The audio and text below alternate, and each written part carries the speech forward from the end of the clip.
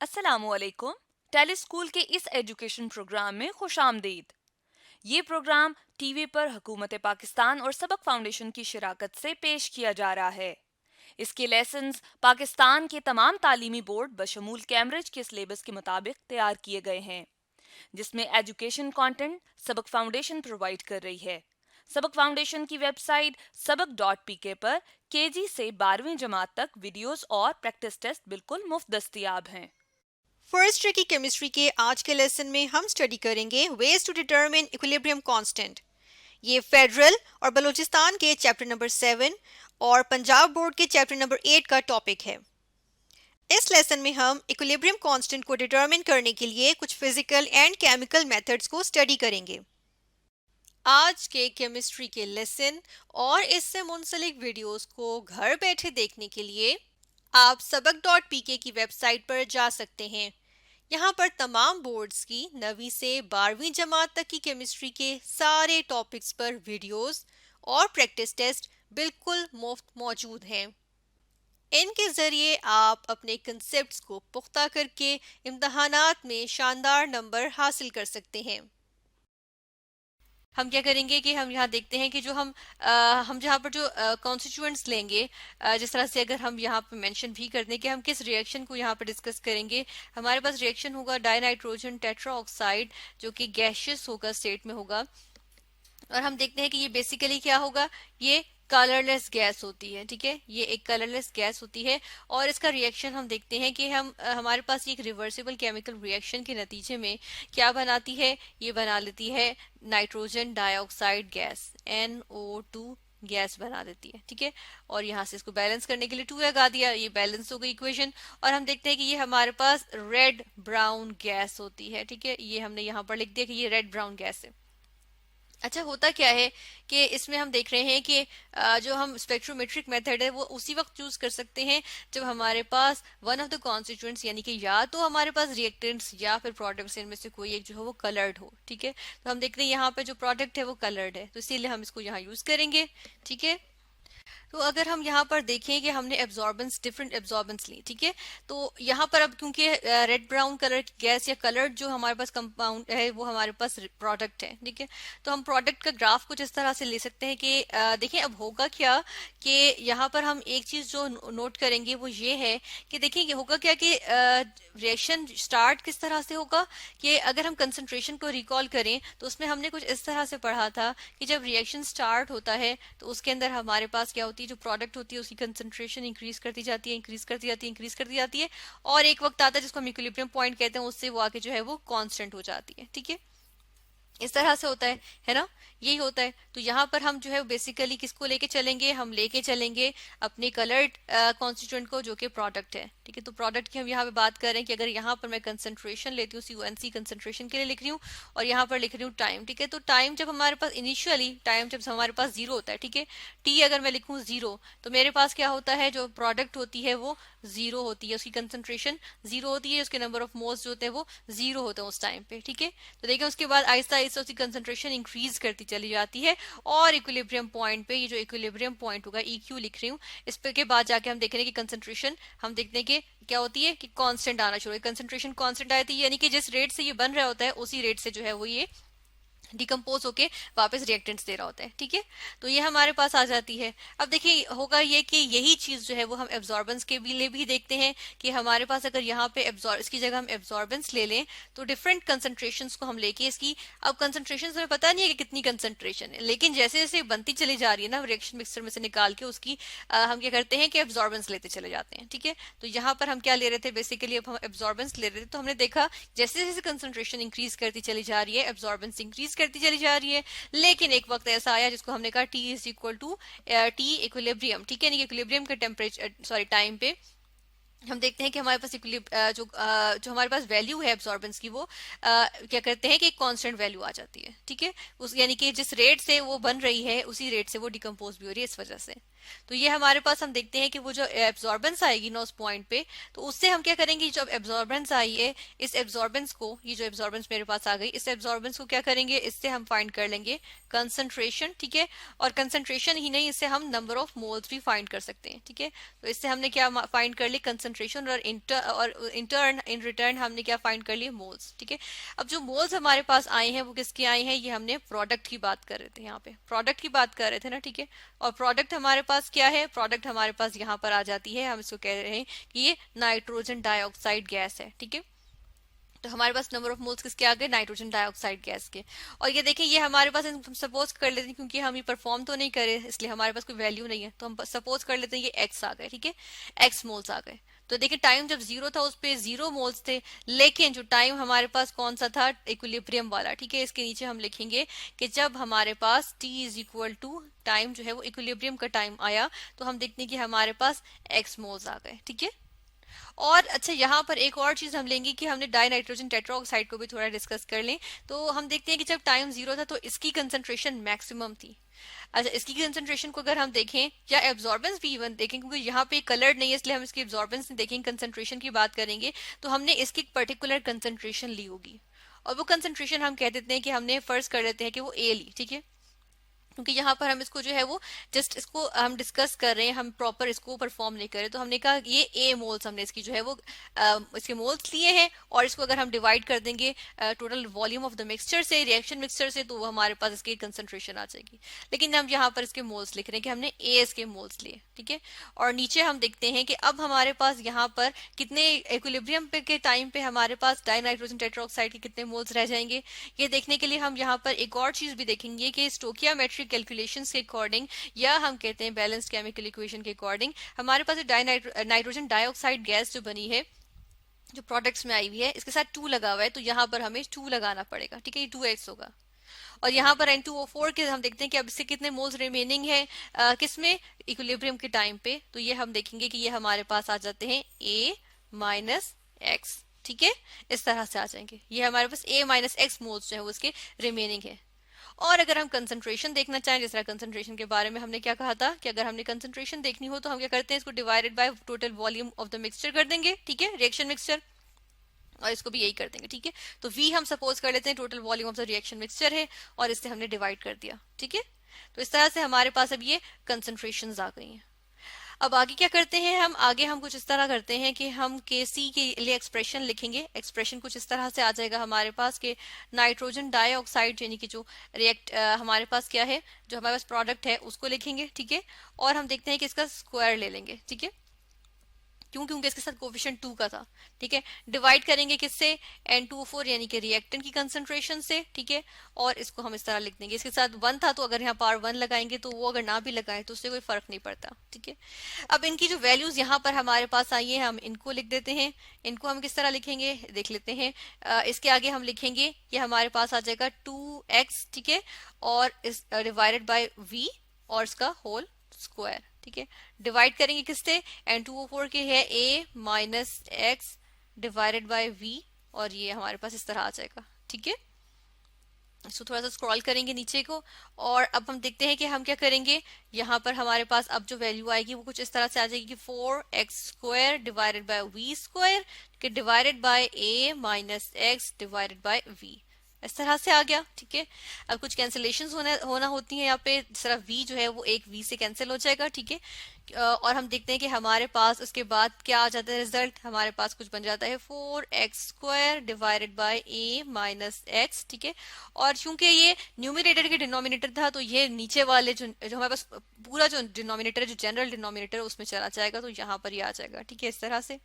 और ये हमारे पास वैल्यू आ गई, और ये किसकी वैल्यू है, ये हमारे पास है Kc की वैल्यू, ठीक है।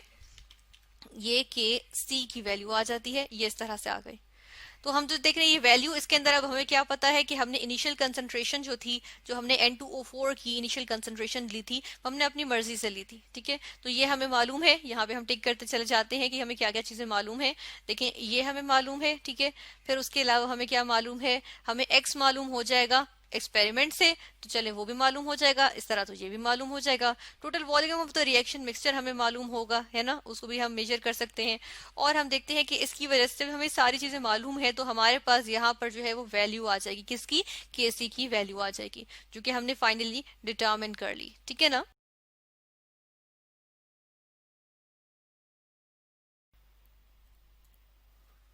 स्टूडेंट्स, हम देखेंगे कि इक्विलिब्रियम कांस्टेंट को कैसे डिटरमिन किया जा सकता है बाय यूजिंग केमिकल मेथड।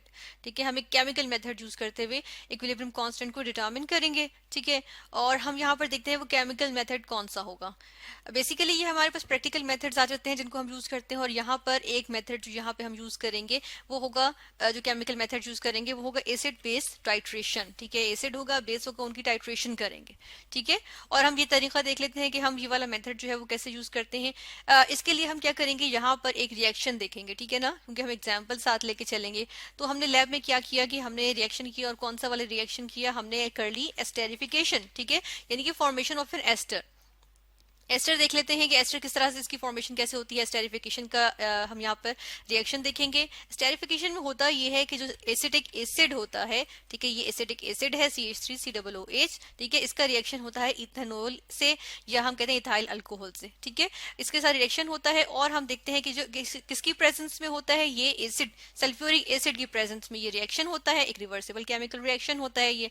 ठीक है, इस तरह से, और हम देखते हैं हमारे पास क्या आ जाता है, ये आ जाता है CH3COOC2H5। ठीक है, इसको हम कहते हैं ये है एस्टर। ठीक है, ये होता है एस्टर, और इसे हम कहते हैं इथाइल इथेनोएट। ठीक है, और साथ में हमारे पास वाटर भी बन जाता है। तो ये हमारे पास रिएक्शन होता है।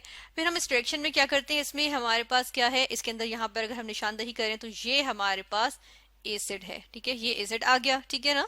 तो हम क्या करेंगे, इस एसिड को यूज करते हुए और एक बेस लेंगे, उस बेस के साथ इसकी टाइट्रेशन करेंगे। ठीक है, तो हम करते क्या है, बेसिकली जब हम लैब में रिएक्शन को परफॉर्म करते हैं तो हम यहाँ पर वो देखेंगे।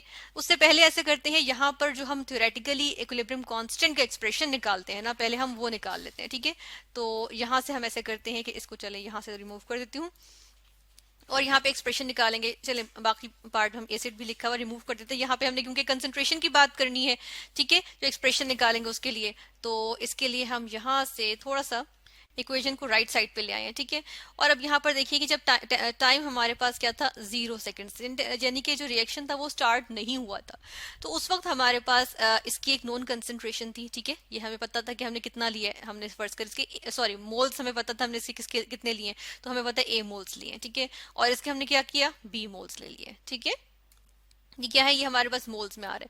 उसके बाद हम क्या देखते हैं कि यहाँ पर आ जाइए, अब यहाँ पर देखिए उस वक्त इसकी कंसंट्रेशन, इनकी मोल्स या इनकी अमाउंट जो थी वो 0 थी, नहीं थी ना टेम्परेचर, अभी तो टाइम शुरू हुआ है। ठीक है, अभी तो टाइम 0 है, यानी कि अभी तो इनिशियल स्टेज की बात कर रहे हैं, जब इन्होंने रिएक्शन स्टार्ट नहीं किया तब टाइम 0 होने पे। ठीक है, उसके बाद हम देखते हैं कि रिएक्शन स्टार्ट होता है, इक्विलिब्रियम अटेन होता है। तो जब टाइम हमारे पास वो होता है जब इक्विलिब्रियम अटेन हो गया, ठीक है, ऐसे में हमारे पास कंसंट्रेशन या हम कहते हैं अमाउंट यहाँ पर क्या बन जाती है, इसकी जो है वो एक्स बन जाती है, और इसकी भी एक्स आ जाती है। ठीक है, और हमारे पास जो एसिटिक एसिड है इसकी अमाउंट बन जाती है A-X मोल्स, और इथेनॉल की अमाउंट बन जाती है B-X मोल्स, इस तरह से। ठीक है, फिर हम क्या करते हैं, कंसंट्रेशन निकालने के लिए, इसको कंसंट्रेशन में कन्वर्ट करने के लिए हम क्या करते हैं, जो वॉल्यूम ऑफ द मिक्सचर होता है ना, उससे हमने डिवाइड कर दिया। ठीक है, ये हमने डिवाइड कर दिया इस तरह से, और फाइनली जब हम इसमें से Kc निकालेंगे, यहाँ पर जिस तरह से हम Kc निकालेंगे, तो Kc, तो वो हम निकालने के लिए देखते हैं कि जो फाइनली हमारे पास जो यहाँ पर आ जाता है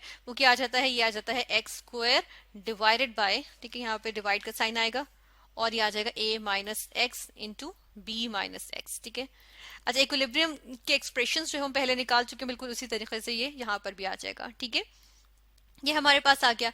इसको अब हमने जो है वो अपने नजर में रखना है। ठीक है, इसके ऊपर हमें जो है ना इसके अकॉर्डिंग हम करेंगे। ठीक है, तो उस ये हमने देख लिया कि थ्योरेटिकली क्या होता है। अब हम क्या करेंगे, प्रैक्टिकली जो हमने परफॉर्म करना है उसकी तरफ आ जाते हैं।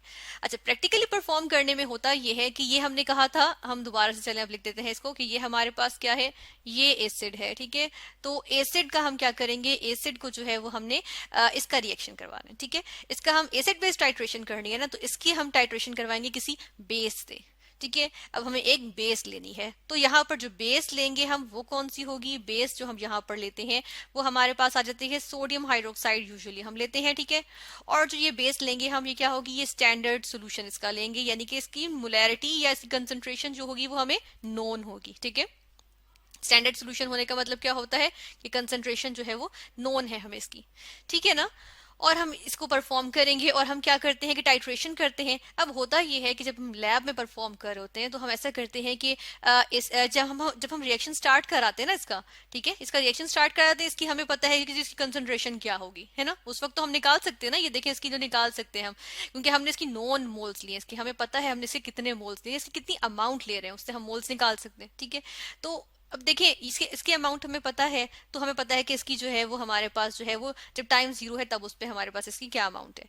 फिर उसके बाद रिएक्शन इसका स्टार्ट होता है और हम देखते हैं कि इसकी कंसंट्रेशन डिक्रीज करनी चाहिए ना, रिएक्टेंट्स की कंसंट्रेशन डिक्रीज करती जाती है। जिस तरह से हमने जब रिवर्सिबल रिएक्शंस में देखा था कि जो रिएक्टेंट्स होते हैं उनकी कंसंट्रेशन के लिहाज से विद रिस्पेक्ट टू टाइम अगर हम देखें तो कंसंट्रेशन डिक्रीज करते यहाँ तक इक्विलिब्रियम पे इनकी कंसंट्रेशन जो है वो हम कहते हैं कि जी वो कांस्टेंट आ जाती है, और वो उस पॉइंट पे जो है वो हम क्या कहते हैं, इक्विलिब्रियम जो है वो स्टार्ट हो जाता है, ठीक है, वो इक्विलिब्रियम का पॉइंट होता है।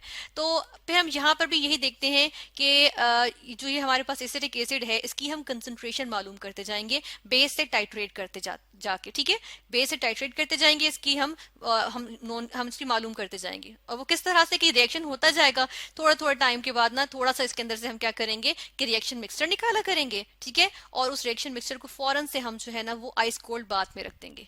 ऐसा करने में क्या होगा कि वो रिएक्शन फौरन से वहीं स्टॉप हो जाएगा, और हम जो है वो जो थोड़ा सा हमने निकाला होगा, ठीक है, वो जो रिएक्शन जब स्टॉप होगा तो उसको जो है वो हम टाइट्रेट कर देंगे किससे? सोडियम हाइड्रोक्साइड के स्टैंडर्ड सोल्यूशन से। ये सोडियम हाइड्रोक्साइड का स्टैंडर्ड सोल्यूशन जो है ये हमने किस में लिया हुआ होगा? ये हमने लिया हुआ होगा ब्यूरेट में, ठीक है, ये हम ब्यूरेट में लेंगे। और जो हमारे पास एसिड है इसको हम किस में लेंगे? इसको हम ले लेंगे फ्लास्क में, ठीक है, ये हमारे पास आ जाएगा फ्लास्क में। फिर उसके बाद हम क्या करेंगे? उसके बाद हमने जब इसकी टाइट्रेशन की तो हमारे पास एक फॉर्मूला होता है जो हम कंसंट्रेशन या मोलैरिटी का फॉर्मूला जो आ जाता है, हम वो वाला फॉर्मूला लगाएंगे, ये वाला m1v1 divided by n1 is equal to m2v2 divided by n2, ठीक है, ये फॉर्मूला लगाएंगे। और इस फॉर्मूले के अकॉर्डिंग हम क्या करेंगे कि जब इसमें से हमने m1 निकालना है, क्योंकि यहाँ पे हम मेंशन भी कर देते हैं कि ये जो है वो हम M1 ये 1 वाली चीजें सारी हम एसिड के लिए ले रहे हैं, और जो 2 वाली चीजें वो सारी बेस के लिए ले रहे हैं, यानी कि ये एसिड की बात हो गई और ये सोडियम हाइड्रोक्साइड की बात हो गई, ठीक है। फिर यहाँ से इनके नंबर ऑफ मोल्स कैसे निकालेंगे? क्योंकि यहाँ पर जो बेसिकली जब हम ब्यूरेट से सोडियम हाइड्रोक्साइड डालना शुरू करेंगे फ्लास्क में, और एसिटिक एसिड का और सोडियम हाइड्रोक्साइड का रिएक्शन होगा, एसिड बेस्ड टाइट्रेशन होगी, तो उसमें वो कुछ इस तरह से रहा होता है कि हमारे पास होता है एसिटिक एसिड CH3COOH, और इसका रिएक्शन हो रहा होता है सोडियम हाइड्रोक्साइड जो कि एक बेस है। डेफिनेटली जब एसिड का बेस से रिएक्शन होगा तो हमारे पास सॉल्ट बनना चाहिए, और सॉल्ट बनता है sodium acetate CH3COONE, sodium acetate बनता है, ठीक है, इसमें नेगेटिव चार्ज पे पॉजिटिव चार्ज, और साथ में हमारे पास बन जाता है वाटर, ये वाटर लिखेंगे H2O, ठीक है। तो ये हमारे पास न्यूट्रलाइजेशन रिएक्शन आ जाता है। अब इसमें देख लें नंबर ऑफ मोल्स जो है इसके N1 हो गए, ये N2 हो गए। N1 क्या है? 1 है। N2 क्या है? 1 है, ठीक है। तो इस तरह से हमें पता चल गया। उसके बाद हमें देखिए बेस हमने का स्टैंडर्ड सोल्यूशन था, ठीक है, उसका, तो इसलिए हमें M2 जो है वो नोन होगा, ठीक है। वॉल्यूम इसका जो है हम ब्यूरेट से निकाल लेंगे, किस पे जाके हमारे पास जो है वो न्यूट्रलाइज करके सोल्यूशन, ठीक है, यानी कि टाइट्रेशन की जो है वो हम वैल्यू निकाल लेंगे, ठीक है, टाइट्रेट करते हुए जो हमारे पास ब्यूरेट पे वैल्यू आएगी, ठीक है ना। और हम देखते हैं कि वॉल्यूम उस तरह आ गया, M2 हमें मालूम था और N2 हमें पता है कि 1 है। और यहाँ पर देखिए M1 हमें मालूम नहीं है कंसंट्रेशन एसिड की, वॉल्यूम हमें जो है हमें पता है, हम जो है वो एक पर्टिकुलर वॉल्यूम जो है वो रिएक्शन मिक्सर का लिया था, ठीक है, जो हमारे पास ऊपर रिएक्शन हो रहा था स्टेरिफिकेशन का, है ना, उसमें से निकाला था ना, तो उसमें एक पर्टिकुलर वॉल्यूम होगा, ठीक है, तो वो हमें पता है, वो मालूम है हमें। और हम देखते हैं कि N1 जो है वो 1 है, अभी हमने इक्वेशन से देखा था।